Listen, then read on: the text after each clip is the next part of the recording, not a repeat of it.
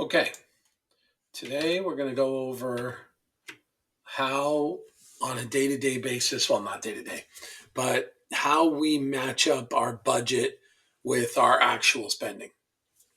So, the reason that's important is because, we've gone through in Right Capital how to put in your budget. We've gone over income. All that was on the profile here in the blueprint. So we went through all this. We went through, oh yeah, and then income, saving, expenses. So we basically went through all the inputs required to kind of give Right Capital a shot at estimating your how successful your retirement is going to be. And we'll go over some other stuff later, but I want to stay in that budget arena right now. So what's important is that we want to make sure that we put these numbers in, and that since Right Capital is predicting a success factor based on these numbers you put in, we want to be able to go through and make sure on a day to day, well, like I said, not day to day, but on a like month by month basis, perhaps that's better, or at last depends on what you want to do, that the numbers match what's going on in reality. So, what I'm going to do today is I'm going to walk you through the budgeting tool in Right Capital where you can hook it up to your accounts and it'll bring it in. With the idea being that you'll be able to. Oh, let me just turn on my timer here. So, I don't like to go over too far on you guys. All right, we'll start the timer. Okay. The idea being that you have a tool. It's almost like a pulse check on your retirement to make sure you're not overspending or underspending. So what this does is you connect it to your accounts. It sucks in that data maybe overnight. I'm never in it enough to know. I mean, I'm in a lot, not enough to know exactly when it brings your stuff in. Brings your stuff in, and then gives you a tool to say, are the numbers that I put in correct? Have they changed? Maybe you're spending more in a particular area and you didn't even realize it, and it just saves you much more time over trying to dump things to Excel and match them up manually. So that's what we're going to do for today. So you'll see I've started out on the retirement tab, or I'll start out on the dashboard because that's just a nice place. I'll always start out on the dashboard. I'll try with all these videos, start out there. So first of all, let's talk about where do I go to connect the accounts. So you just go to profile, connections. I'm not going to hit connections because then you'll see my connections, and I'm trying to keep some things not shown. So you go to connections, you hit link account, and it'll prompt you for the credentials to your different accounts. Now the accounts I have hooked up are I have my original bank hooked up, which covers checks that I write, and I have my online banking connected, and that's primarily my credit card stuff. I mean, and other accounts, which we'll get into on another video of how I set those accounts up to encourage me to spend. But the point is, those are my two primary spending points, and so those are what I hook up. All the rest of this stuff that I do, like my investments and stuff, I put them in. I think it'll actually import them too. I just stuck with hooking it up to essentially at the end of the day, it's primarily hooked up to my credit card and my old bank checking account because we pay all of our little day-to-day kind of stuff that's not on a credit card. We pay that out of checking, and we use direct payment in our banking app. And then all the other spending basically is in the credit card. We try and put as much in the credit card as possible. So you hook these up, and Right Capital will suck them in. So let's go without further ado. Let's go ahead and go there. So we're going to go to the dashboard just for consistency. That is where the budget sits. Remember, there's no system link between the numbers you put in the retirement tab and the budget. Think of them as just two separate applications. So I'm in the dashboard. I was in Snapshot. Now I'm clicking budget. Okay, so that's important. Don't confuse those two. Like when you first go out, when you first come into here, you're not going to have any budget categories. So where do you go to get budget categories? That's in your settings. So if you go to settings, you'll see budget categories, right? Okay. And you can do add category. But the easiest way to do this is not to do it from here. If you need to add additional ones, you can do it from here. The best place to do it is if you go into dashboard again, go to budget, to stay in budget, and you go to budget, it lists all the categories. There's a great little spot down here that I didn't discover till I'd already keyed all these in at the settings. So ignore the settings thing unless you have to put something in brand new. And you can go here and you can say copy from pre-retirement retirement expenses.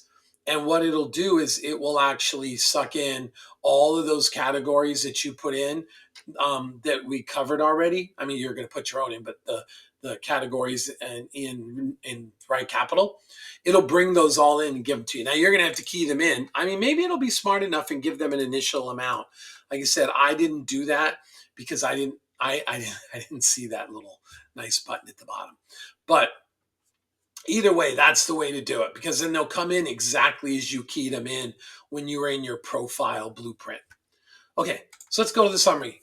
So this is your basically at a high level glance of how the month is doing, right? So I put in all my numbers into the budgets. So I mean, I guess we'll just go here. I put in all these numbers. So this is how much a month. So how much a month animal expenses, car, gas, charity, clothing. Look really familiar. They should be almost identical. Like I said, if I'd used copy from down here, they'd be identical. But I keyed them all manually, but they should still be the same categories that I put into the retirement plan. So these will all show up in your summary for the month, and you'll see we're only 6 days in. So some things to look at, is obviously this tells you it's just a circle graph on how far along you are in the spending. Off to the right is in green how far you're doing, and then there'll be like a red. If you've blown a budget category, it'll be in red. So I don't go in this too often. I do though. I'll look at it periodically throughout the month just to make sure everything's fine. But you'll notice these are just the ones, even the ones that are zero will sit in there that are there. Okay, let's go to activity. Oh, and by the way, whenever you're in these tabs, generally in Right Capital, there's an action items down below. If there's stuff you can do it down below. I don't think there's anything. Oh, I guess I can edit here. That's interesting. Oh, I guess I can remove accounts from there. But always hit action items down below and you'll have different things. There's two places I always tend to look. I'll look at action items below, and if there's a down arrow anywhere, it means you have options to look at other things. Now, I have a feeling, because I saw this in this recording, that when I'm clicking the down button, you're not seeing it. But when I hit down, I'm seeing activity over time and prior activity by category, which I never use prior activity by category. So I don't know what the point of it is. So, and the other thing notice is usually a time bracket kind of thing, which you can't see because I think I'm clicking on here and you can't see it, but there's last month, last 6 months, last 3 months, year to date, all sorts of just interesting numbers you can pull off here. So usually I'm looking at the current month. Usually I'm looking at how much am I doing in the current month and all my different areas. Okay. Let's go last month since I got more stuff in there. So you can see this little dotted line is what your budget is. One thing that to note is there are some categories that get a little strange. For instance, property taxes. Yeah. So if you look at house property taxes, that's something I pay quarterly. So I only pay it every 3 months. So what you're going to see is, like, if I went to last month, current month budget doesn't do last month. If I go to activity, like property taxes blows the budget, right? Because when I put in property taxes into Right Capital, it divides it by 12.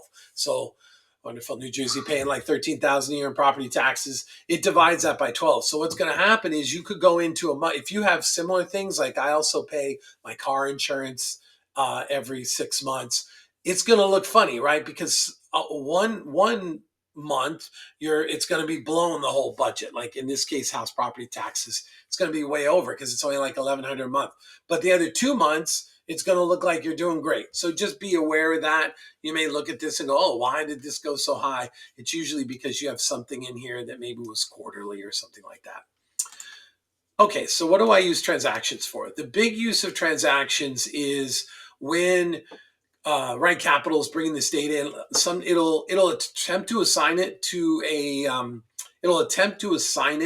a category, but sometimes it's wrong or sometimes it just can't do it. So all you have to do is inline here and just assign it to a category. So sometimes what I'll do is if I'm looking for stuff that didn't get assigned, I'll literally just go in here and say, give me all the uncategorized.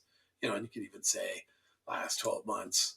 Oh, and you'll see I actually have some that are uncategorized from January and November that I missed. So if I were to go in here, I can just go in here. Amazon is almost always miscellaneous. Amazon Marketplace, miscellaneous. Oh, sorry. We'll put that in miscellaneous. And then finally, this Macy's.com, right? So we'll just put that. Do I have a clothing? I think I do somewhere in here. Yeah, clothing. Okay, so that's literally how I use it. I'll use it to find odd things, like if something's right. You can also type in for transaction names. Like I think does it say vet? And you hit enter. Yeah. So see, there's all my veterinary expenses that are all categorized to animal expenses.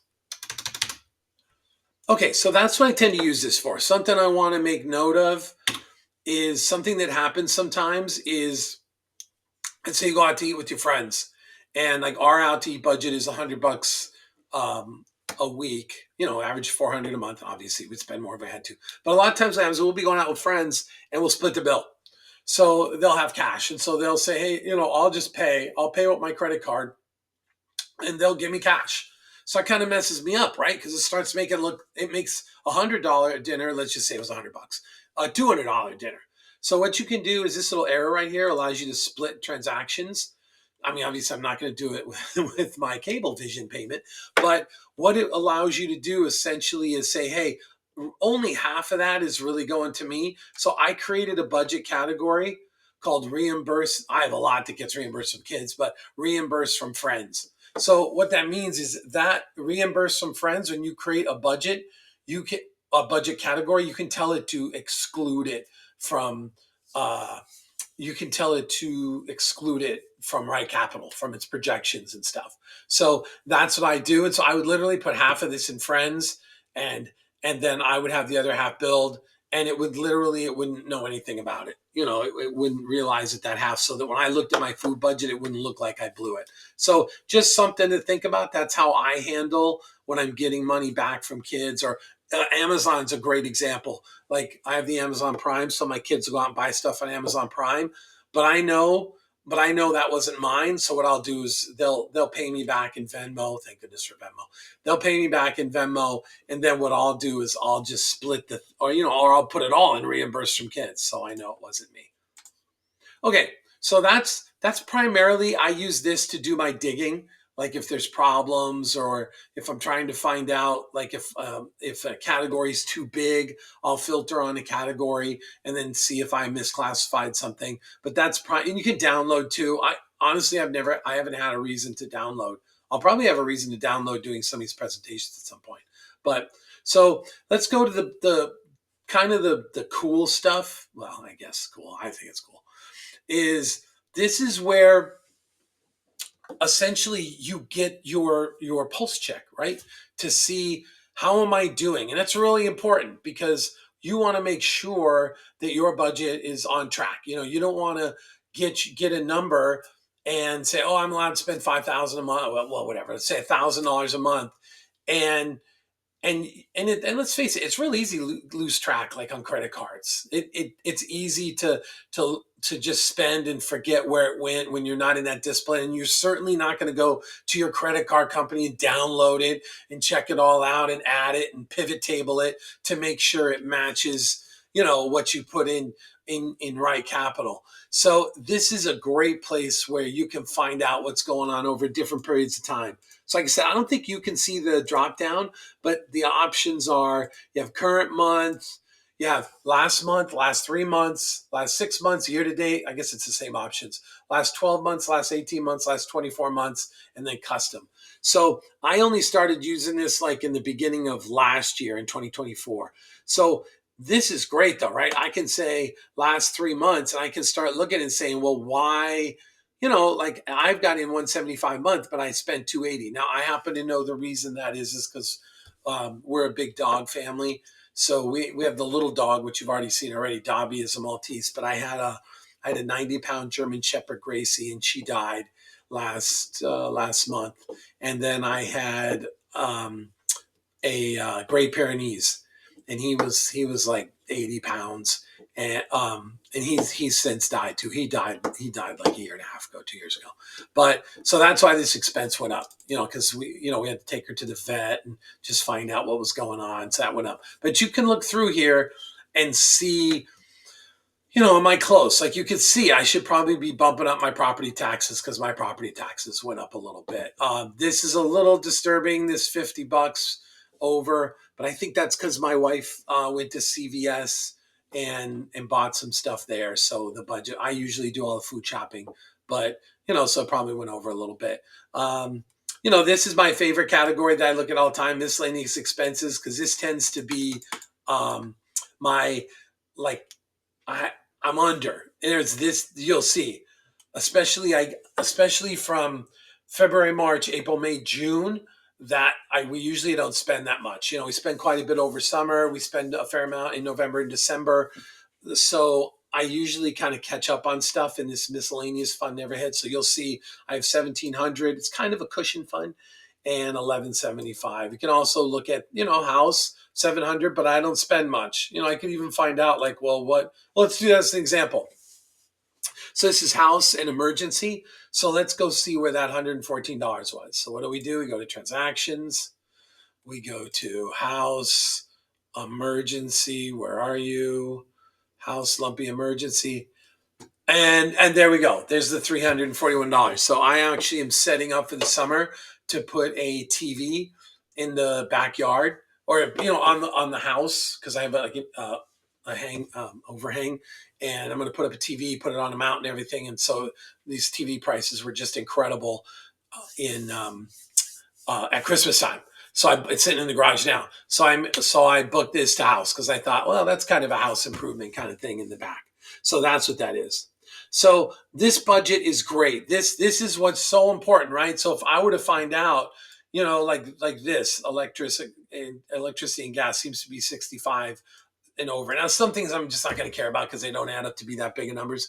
But probably what I should be doing is saying, listen, $415, and I've got $350 in my budget. I should probably go and maybe tweak my retirement budget number too. I don't want to use the word budget, but the retirement number I put in for that category. So, you're going to know your own numbers. The reason I do this and the reason I'm putting out these numbers is so that you can kind of see reality. Like, as I'm going through and talking it up, you get a sense of how it works in reality. So, so gifts to family, that obviously the last 3 months, that would go up because of Christmas and things like that. Most of the time you'd see that go down. So that's what I use this budget page for. It's really awesome. Like, this is where you get the pulse check on what you're doing. Probably a good idea to do this once a month. Like, I'm a little, I'm not crazy, but this is fun to me. So I'm looking at Right Capital probably more frequently than most would. But you should go in once a month, classify your transactions, and then just take a look and say, hey, am I overspending somewhere? Is there something? Because the last thing you want to do is catch this later. Like, you can only imagine if you go 3 years without just knowing what's going on. It doesn't mean you can't spend more. It doesn't mean you should spend less, but just not knowing what's going on. So this gives you, a sense of, hey, I did this planning, but am I spending at those rates? And also, if you miss something, like you start spending, let's say you start spending something new on a credit card that you really hadn't thought of. Now, all of a sudden that number starts coming through. So now you have a chance to adjust your retirement, see the impact of that on your retirement. In a perfect world, these numbers come out less and you can spend more. Okay, so that's the summary. I do that, that's all the little tabs. I do that so that you have a tool to this is the reality check of your retirement, right? Are you spending what you said you were going to spend? Are your expenses lining up with what you put in the tool? Because if they don't match, doesn't matter what the tool says. If Right Capital says, oh, you've got a 92% chance of success, but if it doesn't have the right numbers, because you haven't put them in, then you're in trouble. So that's why we use. So in summary, I went over the budget. It's on the dashboard budget tab. It has a summary and activity, transactions, and budget tab. I do all my debugging and stuff in transactions, just looking for things that look wrong or are right.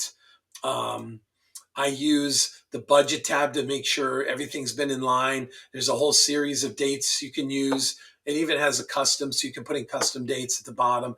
So I'll look and make sure over a year or everything looking good. So that I think that concludes what I want to cover with the budget and how, in other words, this is kind of managing your budget in reality. That's kind of what's going on here. So once again, hope everyone can retire as soon as possible. Take care. Have a great day.